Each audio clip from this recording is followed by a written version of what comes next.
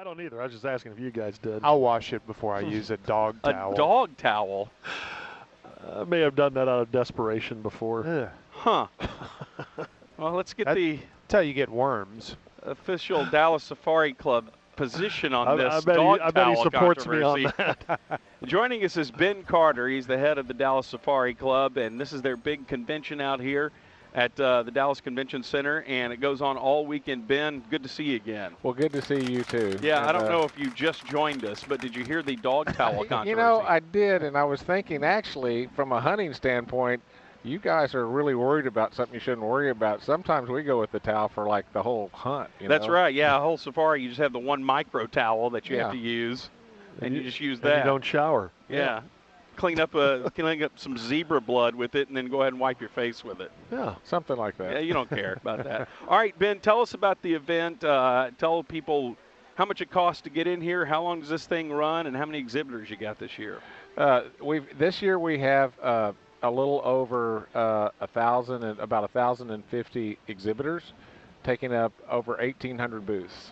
And these are guides, outfitters, gun makers, wildlife artists, bronze, clothiers, jewelers, anything that you can imagine in the outdoor world is here, as well as high quality things that are unique that you can't find anywhere else.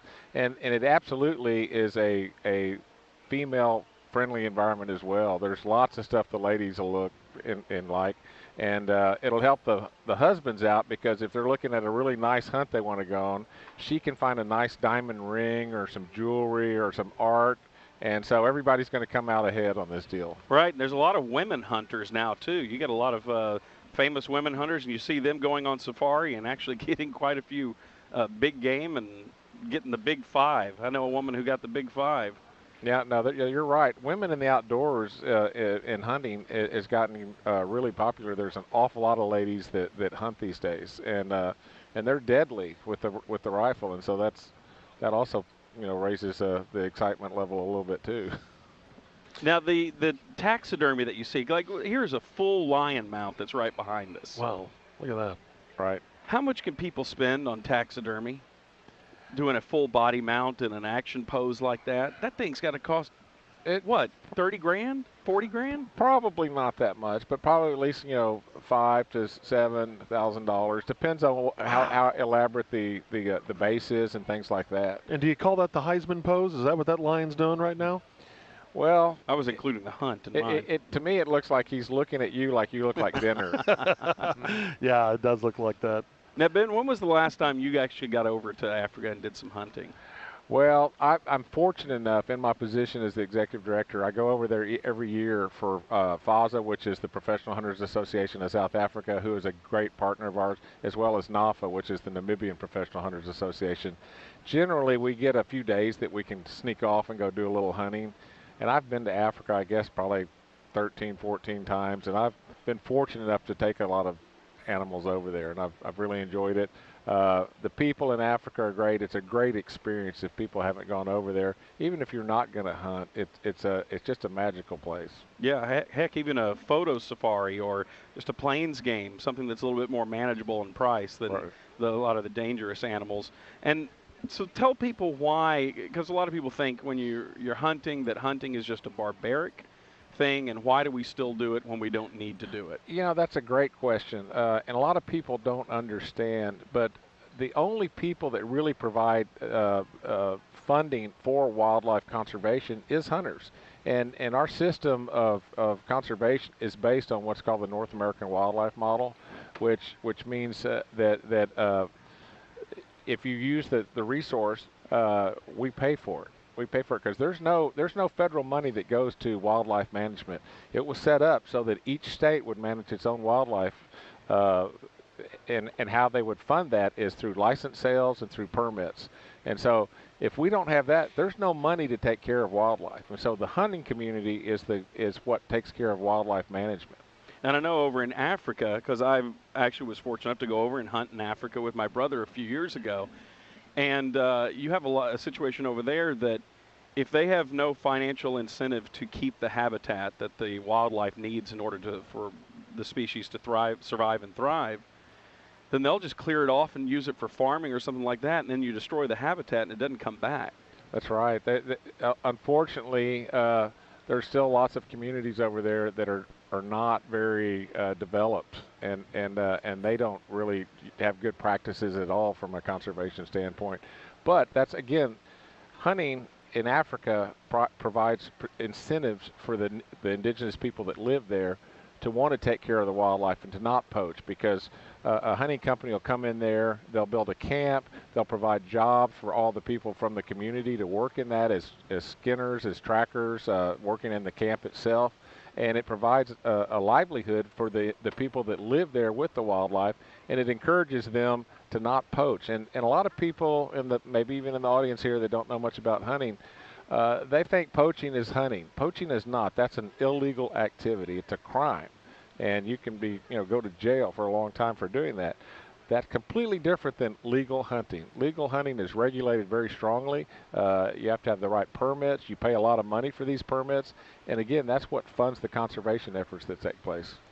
Got some awesome bird hunt exhibitors here? We do. We've got an upland bird section that's got nice. all kinds of opportunities, whether you want to go pheasant hunting, quail hunting, dove hunting, go down to Argentina, go bird hunting. We've got everything you can imagine in the outdoor world is here, and you get to talk to the best of the best. What season are we in right now? From a hunting standpoint, you can still quail hunt, deer hunting still going on, lots of things actually. It varies from state to state. We're fortunate here in Texas that we've got a long season on a lot of different things, ducks and geese. Bigfoot? Bigfoot. You can hunt Yeti. I've seen some guys with Bigfoots, but I don't know Bigfoot himself.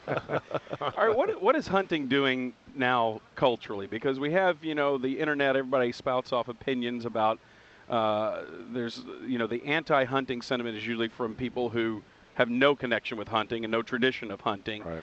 Yet they want to opine about what they think about hunting. They don't have a problem going to the supermarket and getting their meat there. Right.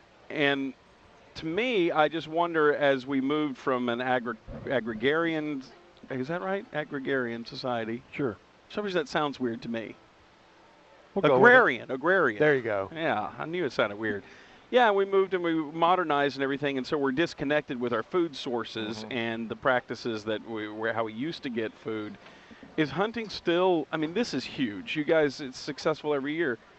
Is hunting still as big culturally? Is it maintained? Well, I think that we're trying our best to make people aware of what hunting is and why it's important. And obviously, we've become an urban society. Most people live in the city. They go to the grocery store where meat is packaged nice and neatly, and they don't think anything about that being a live animal that died. And that's why, unfortunately, some of the anti-hunters are big hypocrites.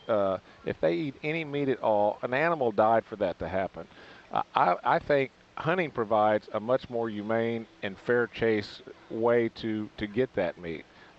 You're adding money back into the economy, but you definitely are doing conservation, and it costs money again for conservation. But the general public doesn't. I'll say this: if you can get somebody to go out with you and take them even bird hunting or something that's pretty calm, they will walk away with a completely different attitude. And we try to get as many people in the outdoors as we can to have that experience so that they understand what it's all about. And I have never seen, one thing we do twice a year is put on what we call a safety event. We'll bring out a couple busloads of kids, and we require them to bring a parent with them. And most of these are kids that live in the city, live in urban environments. And to see the change that goes over the parent during that all-day event where we take them through a rifle, pistol, shotgun, muzzleloader, and a field exercise, we have so many parents that come up at the end of that and go, God, this is the best day I've ever had spending with my child, because I've been with them all day long. And they don't usually spend all day long with them any time the rest of the year.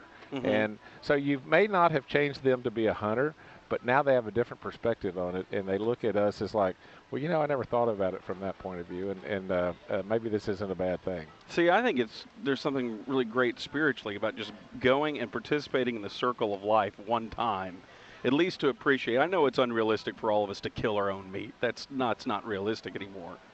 But if you actually go out and hunt and you see the fact that to have food on your table, what we normally eat, that something else had to die, and you appreciate that animal's life a little bit more, that's the counterintuitive thing. You can appreciate something's life, that it's giving you life, that you're eating it, and just participate in that once, I think would really change a lot of people.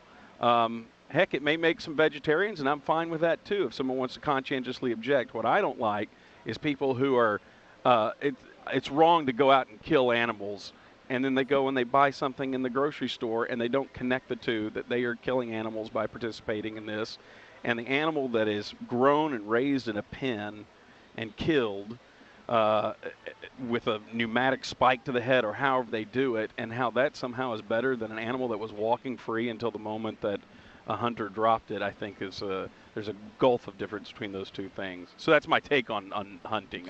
And that's not even to comment on the fact that sport hunting is a different and important commercial component to conservation. Right. But yeah, I love this event that you guys do out here. I love the visuals of it. It is a feast for the eyes to just bring your family out here and walk through and see all this and see, glimpses of the different cultures. You're right. Overseas. We do. We have exhibitors from all over the world, and some of them hunt in places that everybody's heard of. Certainly North America. We've got guys from every province in Canada, from Mexico, all across the United States. But then we've got guys from Russia, from Asia, Europe, the Arctic, and then we've got all the great fishing guides and outfitters out here too, bird hunters. Anything you can imagine in the outdoors is here, and you hear all kinds of languages in this hall. People are from all around the world, and it's great to see everyone come together in one place with kind of a common goal, common belief, and interest. And it's amazing that we have it right here in Dallas. One of the biggest ones right here in Dallas. Ben, we thank you so much. It's Ben Carter. Thanks, Ben. Heads the Dallas Safari Club. And I'm a lifetime member of Dallas Safari Club. What about them? Has he actually paid his dues? Pay it once if you're a lifetime member. Exactly, just pay it one time. It's a great deal. I still think he may have IOU'd you on that. We lose money on the life memberships, but we're glad to have life members. Hell yeah. Think about Say that. Ben. Well, thank you for enduring my filibuster, Ben. I appreciate your patience out here. It's always good to see you. All right, appreciate it. All right. You guys take care. Thank you, Ben. Thank you, Gordo. That's the corner. It's 9:30 on the